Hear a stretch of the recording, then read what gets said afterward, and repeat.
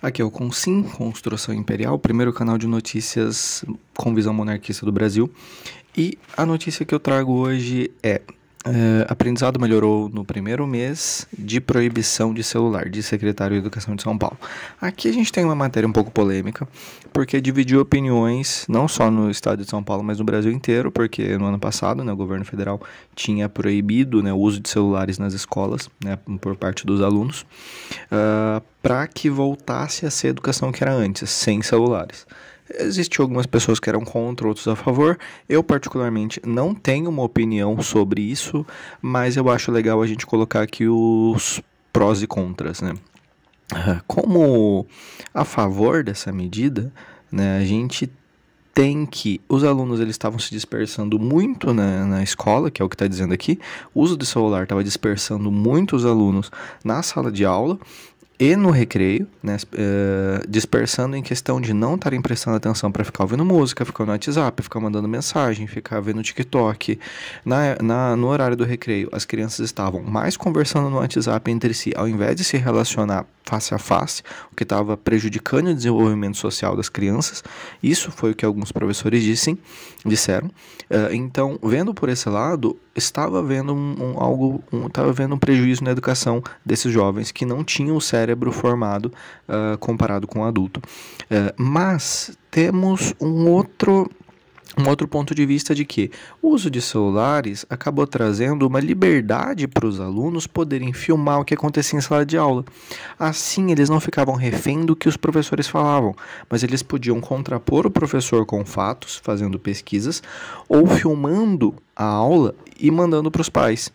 Isso estava deixando os professores muito vulneráveis, principalmente os professores esquerdistas, que podiam falar o que quisesse, os absurdos que quisesse, sem ninguém poder contrapor. Porque como que um adulto com 30, 40 anos, com toda a imponência de professor, com conhecimento de professor, conhecendo só um lado dos fatos da história, tá tentando fazer uma lavagem cerebral no aluno, como que um adolescente de 12, 13, 14 anos iria conseguir debater com esse professor? Não dá, é uma covardia. O que o aluno fazia? Filmava, postava na internet e a justiça da internet fazia o papel dela e muitas vezes dava certo. O professor era afastado, era expulso da escola, então isso funcionava.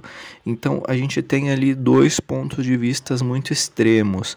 O interessante é que essa matéria aqui, o título é a favor da proibição dos celulares, mas se a gente for dar aqui uma olhada no finalzinho, a entrevista da Rádio Eldorado, a observação aqui no estado de São Paulo tem uma normativa que também proíbe, então não é só essa lei federal, mas aqui no final diz que o secretário de Educação do estado de São Paulo, o Renato Feder, que não sei quem é, ele fez um balanço positivo no primeiro mês de vigência da medida e diz que há melhora no aprendizado, os alunos estão mais focados.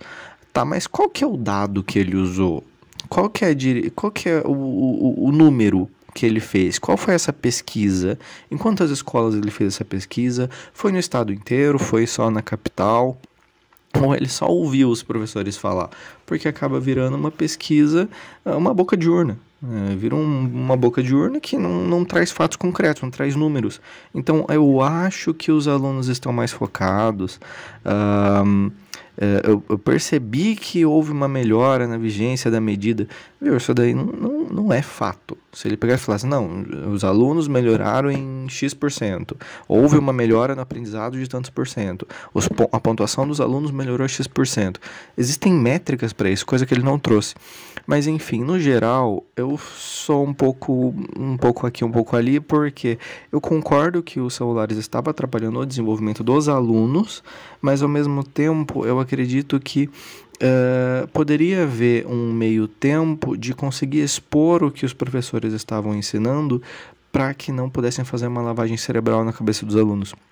Então acho que precisa encontrar um meio ponto aí nessa situação. Mas enfim, no geral, se alguém quiser saber um pouco mais sobre educação, a gente tem...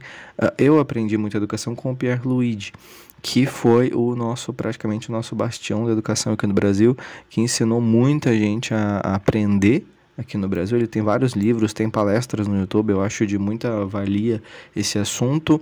E por que eu trouxe isso aqui especificamente para um canal monarquista? Por quê? Porque educação é um foco muito grande da monarquia, né? A gente preza muito por educação, a gente preza muito por aprendizado, e eu acho que a educação em si, ela é uma diretriz de governo e não de Estado.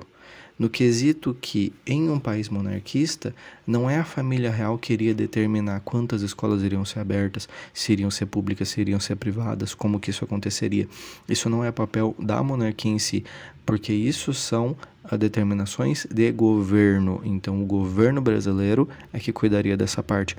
Mas a família real, com plena certeza, teria que fazer uma fiscalização em cima disso constantemente para verificar se há professores que estão agindo da forma correta, se o aprendizado nos livros escolares estão corretos, os dados estão corretos, porque a gente tem um déficit na educação muito grande. Não é à toa que a gente tem QI de macaco aqui no Brasil, né? A média do QI brasileiro é de 83, né? Diz na internet, não sei se isso é fato ou não. Então a gente tem ali o mesmo QI de um chimpanzé, isso é terrível, né? Logo o Brasil, que na época do Império a gente tinha Academia Brasileira de Letras muito forte, nós tínhamos o Machado de Assis, nós tínhamos N pensadores aqui no Brasil com propriedade para poder dizer o que, para poder pesquisar e conhecer e descobrir no Brasil. Eu acho que isso é essencial. E mais uma coisa que a monarquia poderia fazer em caso de sentar no poder, era enxergar o Brasil a longo prazo, promover premiação, promover concursos de incentivo à educação e pesquisa no Brasil, visando o longo prazo, não só hoje. Pesquisa sobre energia nuclear, pesquisa sobre, eu não sei se é fissão ou fusão, eu acho que é fusão nuclear, que é o que é mais seguro, ou é fissão, eu não me recordo, acho que é fusão. A fusão nuclear, que é a energia do futuro, o Dom Pedro II, que era muito precursor das ideias que revolucionariam o mundo, a gente precisaria ter uma visão como essa também para premiar e trazer coisas de fora aqui para o Brasil, para conseguir fazermos mais avanços científicos dentro do Brasil. Então, tudo isso a família real poderia fazer. Agora, quanto de verba, se vai ter escola militar, se vai ter escola pública, se vai ter escola particular, se vai ter voucher para os alunos poderem estudar em escola particular, tudo isso é uma coisa de governo. Mas a parte de premiação, visão de futuro, linha estratégica, conseguir conscientizar as pessoas e caminhar numa direção própria para um futuro melhor na educação brasileira, isso a monarquia poderia fazer sem gastar dinheiro público efetivamente, apenas com ajustes e com o poder da moral, já conseguiria fazer uma diferença muito grande. Enfim, é isso que eu trago de notícia para agora. Comente se você gostou, comente o que você acha, se você é a favor ou contra esse tipo de medida. Eu realmente gostaria de ouvir, porque é uma opinião que ainda estou em construção. Compartilhe com quem você acha interessante e até mais.